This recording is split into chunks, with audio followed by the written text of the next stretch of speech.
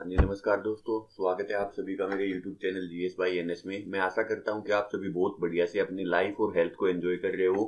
तो आज का जो हमारा मिडिवल हिस्ट्री का हम फोर्थ लेक्चर स्टार्ट करने जा रहे हैं। तो इससे पहले अगर आपको एक क्विक रिवीजन मैं देना चाहूँ कि पहले 3 लेक्चर में अब तक हमने क्या क्या चीजें डिस्कस की हैं।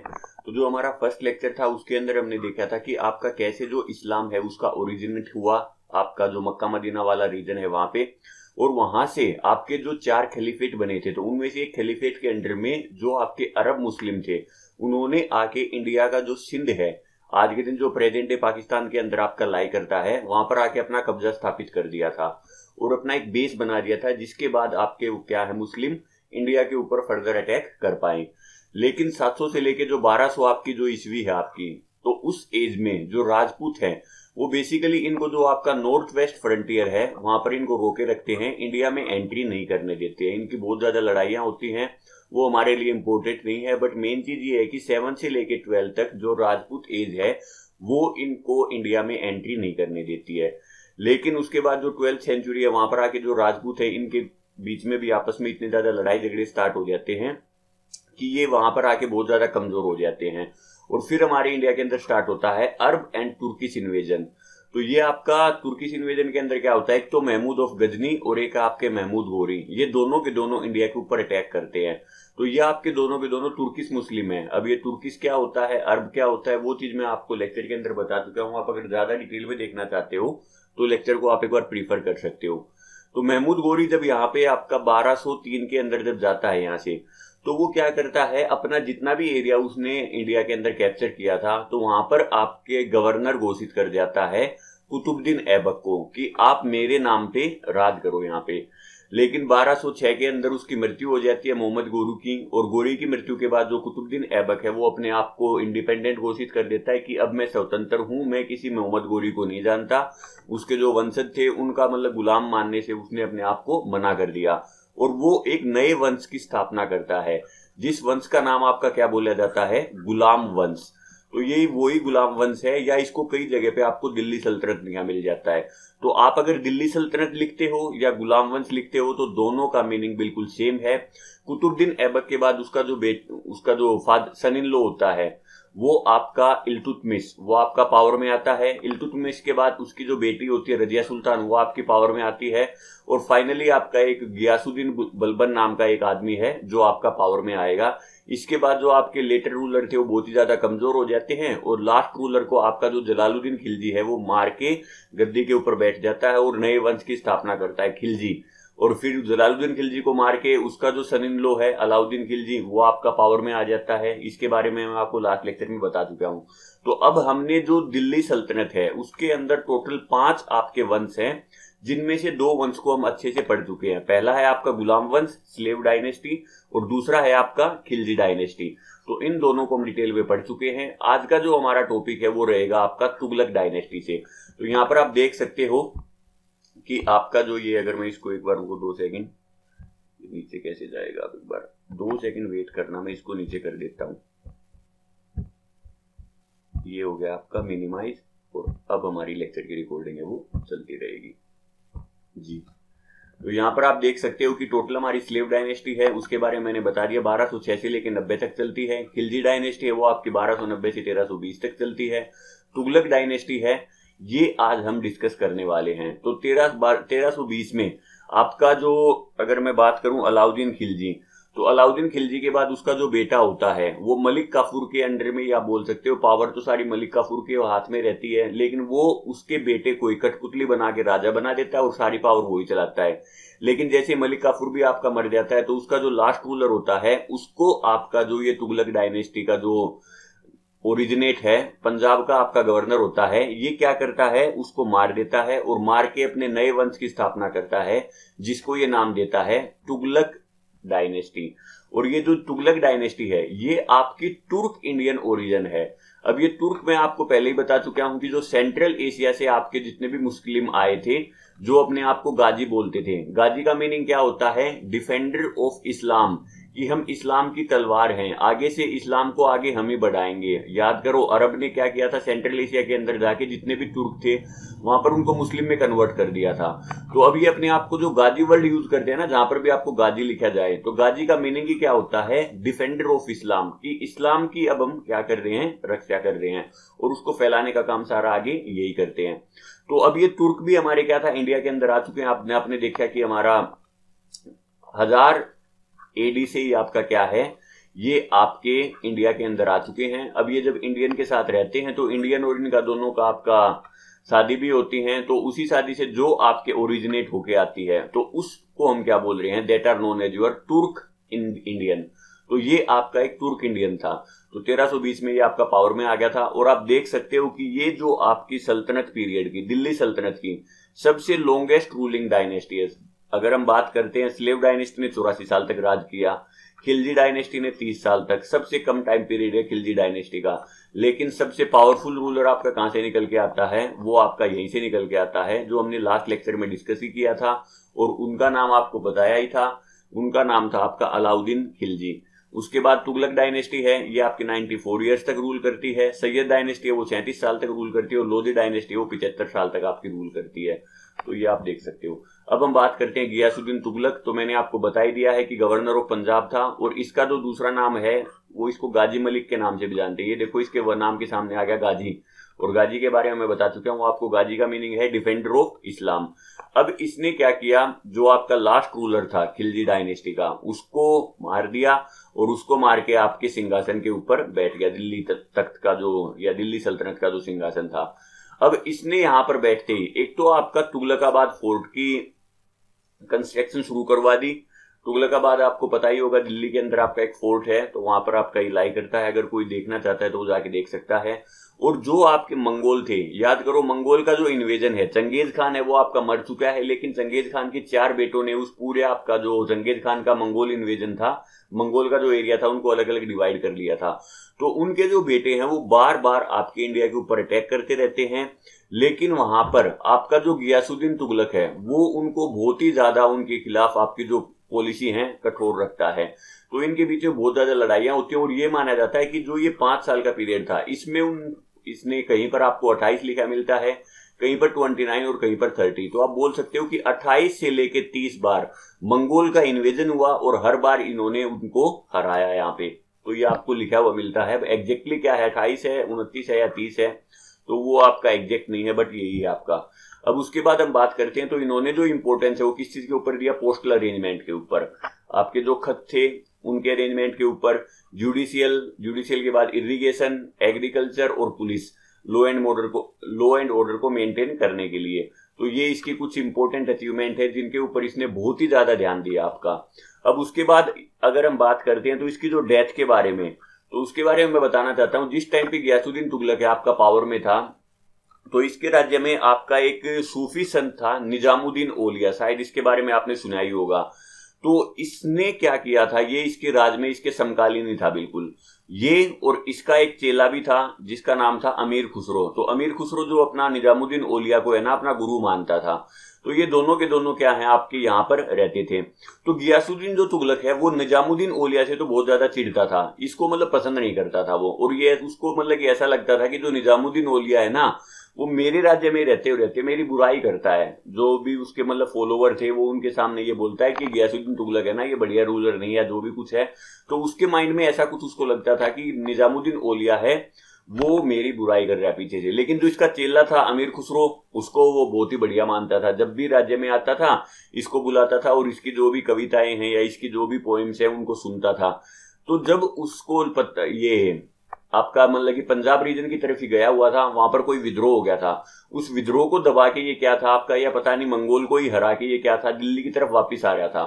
तो दिल्ली की तरफ वापस आते ये बोलता है, रास्ते से अनाउंसमेंट करवा देता है कि जल्दी से आप दिल्ली में जाओ, और दिल्ली में जाके ये बोल दो कि निजामुद्दीन औलिया है ना जब मैं दिल्ली में आऊं तो मेरे को दिल्ली में नहीं मिलना चाहिए, क्योंकि पसंद तो उसको करता ही नहीं है। तो अब इसका जो एक मतलब कि जो आपका वफादार है वो घोड़े पे बैठ के इनके पूरी मतलब कि आर्मी से पहले दिल्ली में पहुंच जाता है, और वो निजामुद्दीन औलिया को बोलता है, अमीर खुसरो को बोलता है कि आप अपने गुरु को जाके बोलो कि वो दिल्ली को छोड़ दे, क्योंकि गियासुद्दीन तुगलक है वो आपकी दिल्ली में आ रहे हैं। लेकिन जैसे ही ये आपका सुनता है ये खबर तो ये बोल देता है हुंज दिल्ली दूर अस्त, कि अभी दिल्ली है वो आपकी बहुत दूर है। और आपका एक्चुअल में होता भी यही है कि वो रास्ते में ही आपका क्या है, मर जाता है गयासुद्दीन तुगलक। वो दिल्ली पे पहुंच ही नहीं पाता है। अब कुछ तो लोग उसके मरने के बारे में कहानी बनाते हैं कि वो एक स्टेज के ऊपर उनकी मतलब की जो जीत के उपलक्ष्य में एक आपका समारोह रखा गया था, तो वहां पर जो स्टेज थी वो स्टेज के ऊपर चढ़ा हुआ था, तो स्टेज के ऊपर बहुत ज्यादा भीड़ हो गई थी जिसकी वजह से आपकी स्टेज टूट गई, और स्टेज के टूटने की वजह से जब वो नीचे गिरा तो उसकी मौत होगी। कुछ ये बोलते हैं कि उसका जो खुद का बेटा था उसने ही उसको वहां पर मार दिया, लेकिन जो निजामुद्दीन औलिया है वहां से वो बहुत ही ज्यादा फेमस हो गया। और आपकी जो कहावत है दिल्ली अभी दूर है, मीन्स आप जो भी डेस्टिनेशन के लिए आप निकले हो वो अभी बहुत दूर है, ये आज के दिन भी बहुत ज्यादा यूज होती है। तो उसके वर्ड एग्जैक्टली ये थे, हुनूज दिल्ली दूर अस्त। तो आपका मतलब कि ये समझ सकते हो तो कितने ज्यादा पावरफुल तो मैं नहीं बोलूंगा, लेकिन फ्यूचरिस्टिक जो आपके भविष्य को बता सकते हैं, कुछ इस टाइप का वर्ड आप यूज कर सकते हो। तो ऐसे संत हमारे टाइम पे होते थे, पीछे वाले टाइम पे। हमारे टाइम पे तो आज के दिन भी आपको, चलो वो एक अलग चीज हो जाएगी, बहुत ज्यादा लेक्चर बड़ा हो जाएगा, छोड़ते हैं उसको अभी।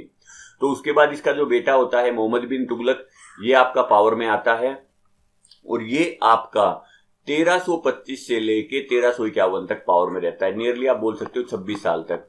और इसके बारे में इसको बोला जाता है मैड किंग, पागल राजा। और पागल राजा भी क्यों बोला जाता है कि पढ़ा लिखा पागल। आपने एक वर्ड जरूर सुना होगा कि ये है ना, पढ़ा लिखा तो बहुत ज्यादा है लेकिन पढ़ा लिखा वाला पागल है ये।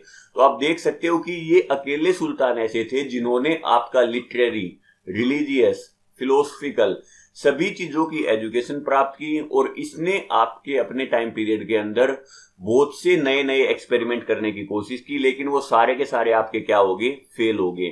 बहुत ज्यादा नए नए एक्सपेरिमेंट करना चाहता था, और उन्हीं एक्सपेरिमेंट के फेल होने की वजह से जितने भी इसके जो कॉन्टेम्परेरी हिस्टोरियन हैं, जो इसके समकालीन जितने भी इतिहासकार हैं, जैसे आपका बर्नी हो गया, इस्लामी हो गया, इब्न बतूता हो गया, तो इन्होंने इसको बहुत ही ज्यादा हार्शली जज किया है। ये बोला है कि मतलब बिल्कुल ही पागल राजा था। जब ये मरता है तो उस टाइम पे भी यही बोला जाता है कि भाई जनता को राजा से छुट्टी मिल गई और राजा को जनता से छुट्टी मिल गई, कि भाई पीछा छूटा सबका। तो वैसे अगर हम बात करते हैं तो जो आपके रिलीजियस मैटर थे उनके अंदर ये बहुत ही ज्यादा आपका टॉलरेंट था।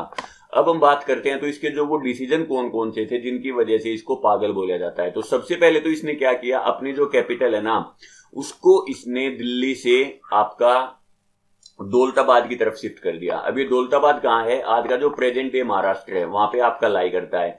ये बोला कि अब मेरा जो एरिया है ना बहुत ही ज्यादा बड़ा हो गया। ये देखो आप देख सकते हो, ये इसका टोटल एरिया था तुगलक डायनेस्टी का। तो इसको लगता था कि दिल्ली से इसको कंट्रोल करना ज्यादा मुश्किल हो रहा है, तो दिल्ली से इसने शिफ्ट करके कहां पे ट्रांसफर कर दिया, दौलताबाद के अंदर। अब देखो जब आप तुगलक डायनेस्टी का मैप देखोगे तो कई जगह पे तो आपको ये मैप दिखाई देगा, लेकिन कई जगह पे आपको ये वाला मैप भी दिखाई देता है। इसका मीनिंग क्या है कि जब मोहम्मद बिन तुगलक आपका पावर में नहीं था ना, तो उसके टाइम पे कुछ राजपूत किंगडम है उन्होंने अपने आप को इंडिपेंडेंट घोषित कर दिया था, और कुछ आपके जो ये आपका बंगाल, बिहार और ये आपका झारखंड, आपका जो प्रेजेंट डे है, इन रीजन ने भी अपने आप को इंडिपेंडेंट घोषित कर दिया था। तो ये वाला मैप आपका मोहम्मद बिन तुगलक के बाद का है, और ये वाला मैप आपका जो पीक था गियासुद्दीन तुगलक के टाइम का है आपका। तो ये आप दोनों के बीच में डिफरेंस समझ सकते हो। याद करो, अगर आपको मलिक काफूर का याद होगा अलाउद्दीन खिलजी के टाइम पे, तो उसने भी साउथ के ऊपर आपका कॉन्क्वेस्ट जरूर किया था, आक्रमण जरूर किया था, लेकिन उनको एनेक्स नहीं किया था। लेकिन आपके तुगलक ने क्या किया, उन सभी को अपने अंडर में ले लिया, और कैपिटल को सिर्फ देखो यहां से लेके यहां तक। तो अब टोटल जो जर्नी है वो आपकी कितनी है, 1500 किलोमीटर की।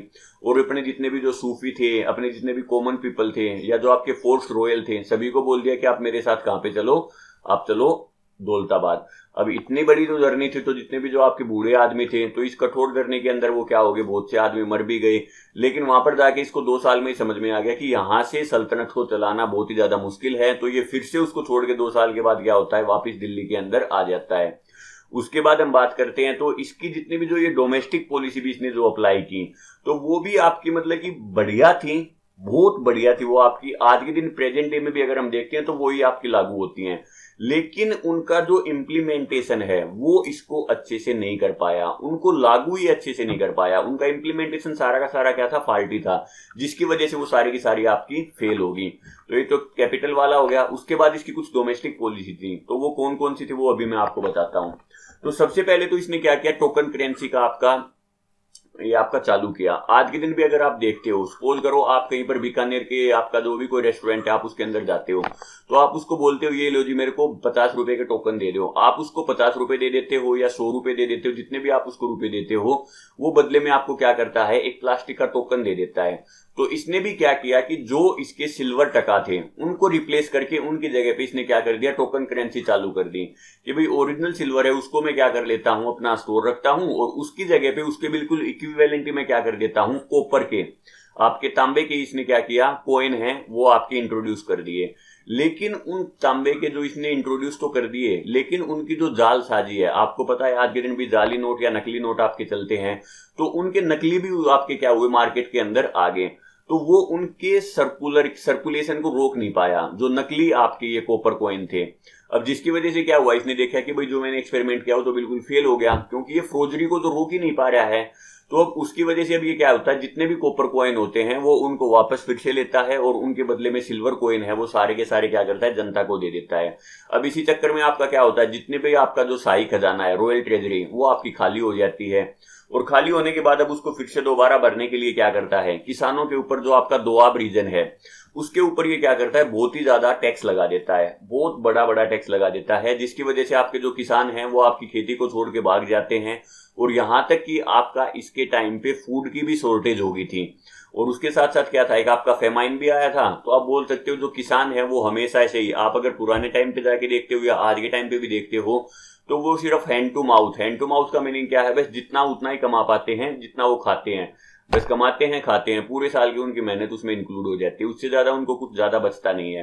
तो सेम वही आप उसके टाइम पे देख सकते हो। अब किसान है वो उससे बहुत ज्यादा नाराज हो गए। अब किसानों को खुश करने के लिए वो क्या करता है, उनको लोन देता है।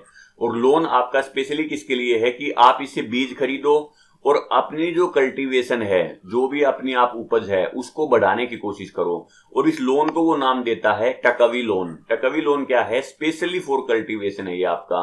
और एग्रीकल्चर को भी बढ़ाने के लिए इसने स्पेशल एक डिपार्टमेंट आपका नया बना दिया, जिसका नाम इसने रखा है दीवाने को ही, क्योंकि किसान है वो इससे बहुत ज्यादा परेशान हो गए थे, तो छोड़ छोड़ के चले गए थे, फूड की शॉर्टेज हो गई थी। तो उसी चीज को कमी करने के लिए इसने देखो ये आपके एक्सपेरिमेंट है वो अलग से किए।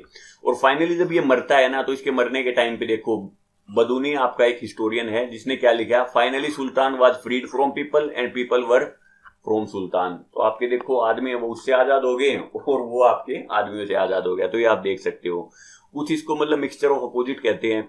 इसको खुद ही नहीं पता होता था कि इसको करना क्या है, तो इसीलिए इसको मिक्सचर ऑफ अपोजिट बोल रहे हैं। ये देखो इसने मतलब जितने भी एक्सपेरिमेंट किए ना थे वो बहुत बढ़िया, लेकिन वो फ्यूचर के टाइम पे बढ़िया थे। अब इसने उनको क्या कर दिया, बहुत ही जल्दी में, आनंद फानंद में, मतलब इसीलिए आप बोल सकते हो कि इसके आपके क्या हो गए, वो खराब हो गए। ये देखो आप यहाँ पे पढ़ भी सकते हो, डिक्लाइन ऑफ दिल्ली सल्तनत इज क्लेम्ड ड्यू टू हास्टी। एक तो उसने बहुत जल्दबाजी में लिए सारे के सारे डिसीजन, और उसके साथ उनकी जो डिफेक्टिव पॉलिसी इंप्लीमेंटेशन है उनको वो अच्छे से लागू नहीं कर पाया, दोषपूर्ण नीति कार्यान्वयन। तो इसी वजह से क्या थे, ये सारे के सारे इसके फेल हो गए। अब इसके टाइम पे बहुत ज्यादा रिबेलियन भी होते हैं आपके, और रिबेलियन के टाइम पे मैंने आपको बता दिया कि कुछ आपका दक्कन का रीजन भी इसके हाथ से चला जाता है, जो राजपूत किंगडम है वो भी आपके पावर में आ जाते हैं। तो आप देख सकते हो मदुरई, विजयनगर, बहमनी, अवध, मुल्तान, सिंध, ये सारे के सारे इससे अपने आप को रिबेलियन करके, रिवोल्ट करके आपका क्या करते हैं, अपने आप को इंडिपेंडेंट घोषित कर देते हैं। उसके बाद जो इब्न बतूता है, आपने पढ़ाई होगा, आपका मोरक्को से ट्रेवलर है। इससे पहले भी आप 2-3 ट्रेवलर को पढ़ चुके हो, जैसे आपका फायान हो गया, फायान के बाद हुनसांग हो गया। तो ये दोनों के दोनों ट्रेवलर के बारे में आप पहले भी पढ़ चुके हो। वो दोनों के दोनों कहां से आए थे, चाइना से। लेकिन ये आपका जो ट्रेवल है ये आपका मोरक्को से आता है, और मोरक्को आपकी आज के दिन अगर हम बात करते हो तो एक यूरोपियन कंट्री है। तो अगर हम बात करते हैं आज के दिन जो प्रेजेंट डे है, तो उस टाइम से अगर हम काउंट करते हैं तो उस टाइम पे 40 कंट्री नहीं थी, लेकिन आज के दिन आपको पता है बहुत ज्यादा कंट्री आपकी अलग अलग होके बन गई है। जैसे अगर हम इंडिया से ही बात करते हैं तो इंडिया से आपका जो पाकिस्तान है वो अलग हो गया, बांग्लादेश है वो आपका अलग हो गया। तो आज के दिन वो 3 कंट्री हो गई, लेकिन उस टाइम पे वो क्या था, सिर्फ एक ही कंट्री होती थी।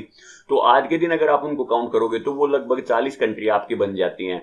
तो इसने भी क्या है, मोहम्मद बिन तुगलक के टाइम पे ये आपका इंडिया को विजिट किया था, और उसका चीफ काजी बन के आपका सल्तनत का 6 साल तक उसको अपनी सेवाएं दी। और जैसे ही इसकी डेथ होती है आपकी मोहम्मद बिन तुगलक की, तो ये आपका क्या है, छोड़ के इंडिया को भाग जाता है। अब इसने अपनी मतलब जो भी जर्नी थी उसके बारे में बुक लिखी है रिहिल्ला, तो आप इसको याद रख सकते हो। और पेपर में आपको पता भी हो गया, लास्ट में 2-3 बार आपसे ये चीज पूछी जा चुकी है। इब्न बतूता किसके टाइम पे आया तो बता दिया, और उसकी जो बुक है वो किसने लिखी थी, तो ये रिहिल्ला के बारे में आप याद रख सकते हो। अब हम बात करते हैं उसका जो बेटा होता है फिरोज शाह तुगलक। 51 में आपकी उसकी डेथ हो जाती है। 51 में उसकी डेथ होने के बाद क्या होता है, 52 के अंदर उसका बेटा पावर के अंदर आता है। तो ये आपका उसका बेटा तो नहीं कह सकते, उसका कजन है आपका मोहम्मद बिन तुगलक का। और इसने क्या किया, अपनी ऑटोबायोग्राफी लिखी है, और इसकी ऑटोबायोग्राफी का इसका नाम क्या है, फुतूहत ए फिरोज शाही। तो ये 2 बुक होगी हैं, पीछे आपकी एक बुक थी और दूसरी बुक रिहिल्ला। रिहिल्ला के बाद ये आपकी दूसरी बुक है, वो आप किसकी थी, जर्नी के बारे में, इब्न बतूता की। और ये वाली किसकी ऑटोबायोग्राफी है, आपकी फिरोज शाह तुगलक की। तो आप इसको देख सकते हो। अब सबसे पहले तो इसने आते क्या किया, जो टकवी लोन आपके जारी किए गए थे, ये कहीं पर क्यू भी लिखा मिल जाएगा, कहीं पर आपको डबल के लिखा मिल जाएगा। तो टकवी लोन जो बेसिकली एग्रीकल्चर लोन थे, वो सारे के सारे इसने क्या कर लिए, वापिस ले लिए। और वापिस लेने के बाद इसने जो सबसे जो इंपॉर्टेंट चीज अपने टाइम पे की, वो इसने क्या किया कि एक तेलुगु ब्राह्मण थे जिनका नाम था खान ए जहान मकबूल, इन्होंने इनको अपना जो किंगडम का है ना वजीर घोषित कर दिया। देखो, तेलुगु से, साउथ से अपना बुला के उसको आपका दिल्ली के अंदर वजीर घोषित करना एक बहुत ही बड़ा आप निर्णय बोल सकते हो उस चीज को। लेकिन ये बोला जाता है ये बहुत ही ज्यादा आपके चतुर थे। तो ये जो आपके जितने भी डे टू डे एडमिनिस्ट्रेशन है उनको काम करने में आपके फिरोज शाह तुगलक की बहुत ज्यादा हेल्प करते हैं। और फिरोज शाह तुगलक ने अपने जो टाइम पीरियड के अंदर नियरली 150 तो आपके कुएं बनवाए। उस टाइम पे कुएं ये आपके होते थे पानी को पीने के लिए। जो भी आपके राहगीर होते थे एक जगह से दूसरी जगह पे जाते थे, तो जगह जगह पे आपके कुएं बनवा दिए जाते थे। 100 से ज्यादा इसने ब्रिज बनवाए, 50 से ज्यादा इसने डैम बनवाए, और आपके बहुत से जो इरिगेशन कैनाल हैं वो भी इसने बनवाई हैं। तो उनके बारे में आपको आगे मैं बताऊंगा कि कौन कौन सी कैनाल इसने बनवाई हैं। अब इसका जो सक्सेसफुल कैंपेन है, एक तो इसने उड़ीसा को दोबारा वापस कर लिया और सिंध को। देखो, सिंध आपका क्या था उसके टाइम पे, मोहम्मद बिन तुगलक के टाइम पे आपका रिबेलियन, आपका विद्रोह करके अलग हो गया था। लेकिन इसने दोबारा से उसको क्या कर लिया, अपने रीजन में ऐड कर लिया। और आपका जो उड़ीसा वाला रीजन है उसको भी इसने क्या कर लिया, अपने राज्य में मिला लिया। लेकिन इसके टाइम पे भी जो आपका बंगाल, मालवा, गुजरात, ये इससे अलग होके बिल्कुल अलग निकल जाते हैं। अब हम बात करते हैं कि इसके जो इंपॉर्टेंट जो इसने टैक्स लागू किए। एक तो इसने इक्ता सिस्टम है, इसको दोबारा से लागू कर दिया। आपके अलाउद्दीन खिलजी ने उसको क्या किया था, खत्म कर दिया था। वो सैलरी देना स्टार्ट कर दिया था उसने। तो यहाँ तक जितने भी नोबल थे उनकी सभी की जमीन को भी जब्त कर दिया था। लेकिन इसने क्या किया, उस इक्ता सिस्टम को दोबारा से लागू कर दिया और उसको बना दिया हेरिडेटरी। हेरिडेटरी का मीनिंग क्या है, वंशागत। कोई भी जिसके पास इक्तेदार है उसका जो बेटा होगा फिर वो इक्तेदार बन जाएगा, उसका बेटा फिर से इक्तेदार बन जाएगा, उसका बेटा फिर से इक्तेदार बन जाएगा। तो इक्ता सिस्टम है, इसने इसको दोबारा से रिवाइव कर दिया। अब ये आपका क्या होता है, रिलीजियस टॉलरेंट बिल्कुल भी नहीं होता है। एक तो ये क्या करता है कि जितने भी जो आपका ये सुन्नी मुस्लिम था, तो सुन्नी को छोड़ के जो शिया मुस्लिम हैं या जितने भी जो सूफीज हैं या जो हिंदूज हैं, आप बोल सकते हो जो भी अदर रिलीजन था, ये उनको क्या बोलता था कि आप सेकंड क्लास सिटीजन हो। और इसने उनके ऊपर जजिया टैक्स लगा रखा था। जजिया टैक्स का मीनिंग क्या है, अगर आप मुसलमानों से प्रोटेक्शन चाहते हो तो आपको हर साल ये टैक्स देना होगा, जिसके बाद आपको क्या होगी, प्रोटेक्शन मिलती रहेगी। हाँ जी, जजिया के बाद अगर हम बात करते हैं तो इसका जो दूसरा टैक्स इसने लगा रखा था वो था आपका खराज टैक्स। खराज बेसिकली क्या होता है, जो भी आपकी एग्रीकल्चर से जितनी भी आपकी उपज प्रोड्यूस होगी, तो उस उपज का आप बोल सकते हो कि 1/10 है वो आपको राजा को देना होगा। खम्स आपका क्या होता है, जो भी आप लूटपाट मचा के आते हो युद्ध के दौरान पे, तो उसका जो 1/5 है उसको खम बोला इसने, वो आपको देना होगा। और एक था आपका जख्त। ये बेसिकली क्या होता है, जितने भी आपके मुस्लिम जो आपके वहां पर जनता होती थी उसके ऊपर लगाया जाता था। और ये आपका क्या होता था, स्पेसिफिक रिलीजियस पर्पज के लिए होता था। जो भी आपका मुसलमानों के अंदर जो भी कोई धार्मिक काम होता था उसके लिए इसने क्या था, ये टैक्स लगा रखा था। और ये आपका सबसे पहला सुल्तान बना जिसने क्या किया, इरिगेशन के ऊपर भी टैक्स लगा दिया। क्योंकि इसने क्या है, बहुत ज्यादा नहरें बनवाई। जैसे आप देख सकते हो कि यमुना नदी से इसने क्या किया, हिसार तक। सतलुज नदी से इसने क्या किया, हांसी तक आपका जो इरिगेशन का नेटवर्क है उसको डेवलप किया था। तो इसीलिए इसने क्या किया, उसको जो उसके ऊपर पैसा खर्च हुआ था उसको कवर करने के लिए इसने इरिगेशन टैक्स को भी लगा दिया।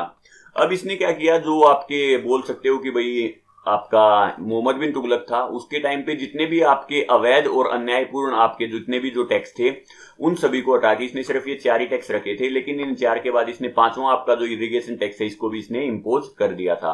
तो ये हो गया आपका इसका रिलीजियस मैटर के बारे में या टैक्स के बारे में। उसके बाद इसने क्या थी, अपनी एक रॉयल फैक्ट्री लगा रखी थी। रॉयल फैक्ट्री का मीनिंग क्या है, जहां पर ये अपने जो तलवार या जो बाकी हथियार है वो बनाया करता था, और उनके अंदर इसने हजारों जो आपके गुलाम हैं उनको एम्प्लॉय कर रखा था, वो आपके वहां पर काम करते थे, कार्यरत थे। अगर हम बात करते हैं तो इसके टाइम पे सबसे ज्यादा नंबर ऑफ गुलाम हैं आपके दिल्ली सल्तनत के टाइम पे, इसके टाइम पे मिलते हैं। और इसने एक अलग से डिपार्टमेंट ही बना रखा था, उस डिपार्टमेंट का नाम था आपका दीवाने बंदगानी। तो इस डिपार्टमेंट के अंदर सारे के सारे आपके जो ये स्लेव हैं वो इस डिपार्टमेंट के अंडर में आते थे। उसके बाद इसने क्या था, जो आपके अनाथ और विधवा बच्चे हैं उनकी टेक केयर करने के लिए एक अलग से डिपार्टमेंट बना रखा था जिसका नाम था दीवाने खैरात। उसके बाद इन्होंने क्या किया था, हॉस्पिटल बनवाए, और बहुत से आपके जो मैरिज ब्यूरो हैं, जो पुअर मुस्लिम होते हैं उनकी शादी करने के लिए इसने आपके अलग अलग ये डिपार्टमेंट बनवा रखे थे। हॉस्पिटल को तो ये बोलते थे उस टाइम पे दर उल सफा, और आपके मैरिज ब्यूरो को ये बोलते थे दीवानी ए खैरात। ये देखो खैरात ये अलग है, ये आपका दीवान ई और ये यहाँ पर आई है, तो इन दोनों में कंफ्यूज मत होना कि दोनों सेम है, नहीं, वो आपका अलग है, ये आपका अलग है। और उसके बाद अगर हम बात करते हैं तो इसने बहुत सी नई सिटीज को डेवलप किया, बहुत से अलग अलग नए शहर बनवाए, जिनमें से मतलब नियरली 300 के आसपास बनवाए थे। जो इंपॉर्टेंट है वो एक तो है आपका फिरोजाबाद, उसके बाद है आपका नेक्स्ट है जो आज के दिन आपका फिरोज शाह कोटला के नाम से आपका फेमस है, हिसार, ये आपका हरियाणा के अंदर लाई करता है, फतेहाबाद ये भी आपका हरियाणा के अंदर है, जौनपुर ये आपका यूपी के अंदर है। तो ये देखो बहुत से अलग अलग जो शहर हैं वो इसने अपने टाइम पे बनवाए थे। अब इसका जो इंपॉर्टेंट जो इसने काम किए, एक तो आपका कुतुब मीनार है, उसकी जो ऊपर वाली जो 2 फ्लोर थी वो आपकी लाइटनिंग की वजह से टूट गई थी, इन्होंने उसको दोबारा से रिपेयर करवाया, ऊपर की जो 2 मंजिल है सिर्फ। उसके बाद इसने जगन्नाथपुरी टेम्पल को बिल्कुल ही तबाह कर दिया, जैसा कि आपको बताया थे उनको सेकंड क्लास सिटीजन मानता था, दूसरे धर्म के प्रति ये बहुत ज्यादा टॉलरेंट नहीं था, तो इसने उनको क्या कर दिया, बिल्कुल ही तबाह कर दिया था आपके पुरी के अंदर जो आपका जगन्नाथ टेम्पल है। लेकिन बाद में उसको दोबारा से रिस्टोर कर लिया गया था। उसके बाद इसने बहुत से स्कॉलर को पैट्रोनाइज किया, जैसे आपका बरानी है, बरानी के बाद है आपका अफीफ है, ये 2 आपके इंपॉर्टेंट थे जिनके बारे में आप याद रख सकते हो।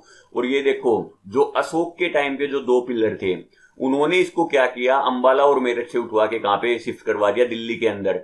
अगर आप देखते हो कुतुब मीनार, तो कुतुब मीनार के अंदर मैंने आपको दिखाया था, ये देखो आपका, अच्छा इस फिगर के अंदर वो आपको दिखाई नहीं दे रहा, लेकिन कुतुब मीनार के अंदर आपको क्या दिखाया था, एक पिलर दिखाया था। तो वो पिलर है वो इन्होंने ही क्या किया था, कुतुब मीनार के अंदर शिफ्ट करवाया था आपका, अंबाला और दिल्ली से मंगवा के, ठीक है।